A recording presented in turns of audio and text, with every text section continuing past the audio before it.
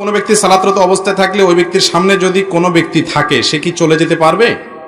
আমি সালাত আদায় করতেছি, এই মুহূর্তে একজন ব্যক্তি আমার সামনে আছেন, তিনি লজ্জায় যাচ্ছেন না, এই মুহূর্তে আমার তাকে দেখে খুশু নষ্ট হয়ে গেল, কারণ ব্যক্তির কষ্ট হচ্ছে, বিধায় আমি তাড়াতাড়ি সালাত আদায় করলাম, কাজটা কি ঠিক করলাম? খুব দরকারি একটা প্রশ্ন। কোনো ব্যক্তি নামাজ পড়লে তার সামনে হাঁটাচলা করা গুনাহের কথা। তার সামনে হাঁটাচলা করা কিসের কথা ভাই? নবী করিম সাল্লাল্লাহু আলাইহি সাল্লাম বলেছেন, নামাজি ব্যক্তির সামনে হাঁটাচলা করা কত ডেঞ্জারাস অপরাধ, এটা যদি তোমরা জানতা তাহলে সামনে প্রয়োজনে হাঁটাচলা না করে এক পাশ থেকে আরেক পাশে যাওয়া, এরকম পরিস্থিতিতে 40 পর্যন্ত অপেক্ষা করতে, অর্থাৎ 40 দিন বা 40 বছর বা 40 ঘন্টা পর্যন্ত দাঁড়ায় থাকতা, তারপরেও ক্রস করতে না, কারণ নামাজের সামনে ক্রস করা এটা এতটা গুনাহের কথা। কত বেশি গুনাহের কথা জানেন? হাদিসে আসছে, নবী করিম সাল্লাল্লাহু আলাইহি সাল্লাম বলেছেন, তোমার নামাজের সামনে যদি কেউ হাঁটতে যায়, ওর সাথে লড়াই করো, এটা শয়তান। লড়াই করো মানে হাত দিয়ে তাকে অন্তত বাধা দাও।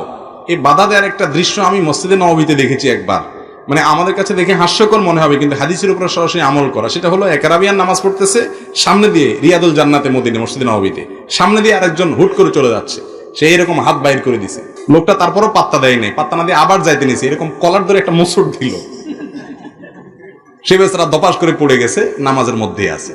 মানে তোমাকে আমি নিষেধ করলাম, হাত দিয়ে ইশারা দিলাম, আমি নামাজ পড়তেছি, একটু সামনে দিয়ে যাও, একটু পিছন দিয়ে যাও, না তুমি আমার সামনে দিয়েই যাবা, তেড়ামি করবা, কলার ধরে মোচড় দিছে। আমি তখন চিন্তা করলাম যে হাদিসের উপর আমল করছে বেচারা। তো আমাদের দেশে এরকম যদি করে, বলবে কি নামাজ পড়তেছে না মারামারি করতেছে? যাই হোক, হাদিসে আমাদেরকে মারামারি করতে বলা হয়নি, উদ্দেশ্য হলো ইশারা ইঙ্গিতে যেভাবে হোক আমরা যেন বাধা দেই, কেউ যেন নামাজের সামনে না যায়, এত বড় বিষয়। কিন্তু এখানে তিনটা সিস্টেম আছে, একটা না জায়েজ, বাকি দুইটা জায়েজ। আমরা না বুঝার কারণে অনেক সমস্যা তৈরি হয়।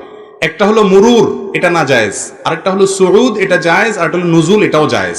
মুরুর কোনটা? হাদিসে মান মাররা বাইনা ইয়াদাইল মুসাল্লি, এরকম আসছে, মুসল্লি বা নামাজি ব্যক্তির সামনে যদি ক্রস করেন সেটা নিষেধ। ক্রস কোনটা?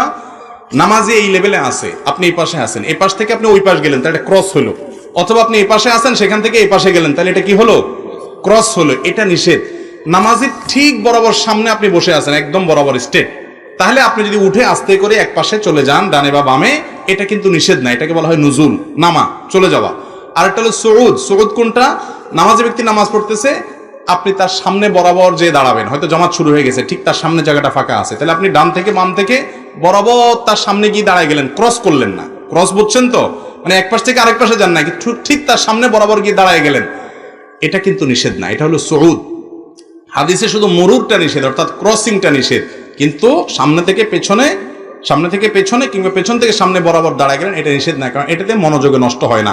সামনে থেকে এক পাশ থেকে আরেক পাশে আসা যাওয়া করলে সেটা কি হয়? নামাজের মনোযোগ নষ্ট হয়, এই জন্য ওইটা নিষেধ।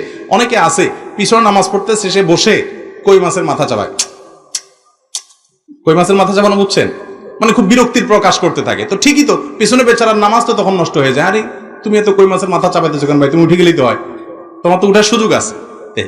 এটা না বোঝার কারণে অসুবিধা হয়। আর উঠার সময় যদি আপনি একটা সূত্রা দিয়ে উঠে যান, তাহলে তার কোনো কথাই নাই, সেটা তো আপনি অবশ্যই করতে পারেন। সূত্রা দেওয়ার পরে নামাজের সামনে কোনো একটা লাঠি থাকলো, এরপরে আপনি লাঠির ওই পাশ দিয়া আউটসাইড দিয়ে হাঁটাচলা করলো, অসুবিধা নাই, তারপরে একান্ত প্রয়োজন ছাড়া হাঁটাচলা করবেন না। আর যিনি নামাজে দাঁড়িয়েছেন, তার উচিত হলো, কর্তব্য হলো, তার সামনে মানুষের হাঁটাচলা ব্যাঘাত হতে পারে, তিনি লম্বা নামাজের নিয়ত করবেন, এরকম যদি থাকে তাহলে অবশ্যই তিনি নিজে সূত্রা রেখে তারপর নামাজ পড়বেন। হাদিসে নির্দেশ আসছে, কেউ যদি নামাজ পড়ে, সে কোনো কিছুকে সামনে রেখে নামাজ পড়বে, যাতে করে মানুষের চলাচলে অসুবিধা না হয়, এটা তারও কর্তব্যের অংশ। আর যারা চলাচল করবেন তারাও এই বিষয়টাতে অ্যালার্ট করবেন। অনেকে আছে এটা খেয়াল করে না, মসজিদের মাঝখানে বিসমিল্লাহ আল্লাহু আকবার দাঁড়ায় গেছে, মানুষ কেমনে চলাচল করবে না করবে কোনো হুঁশ দিস নাই, এটা দায়িত্ব জ্ঞানহীনতার কাজ, তারও কর্তব্য সেভাবে দাঁড়ানো।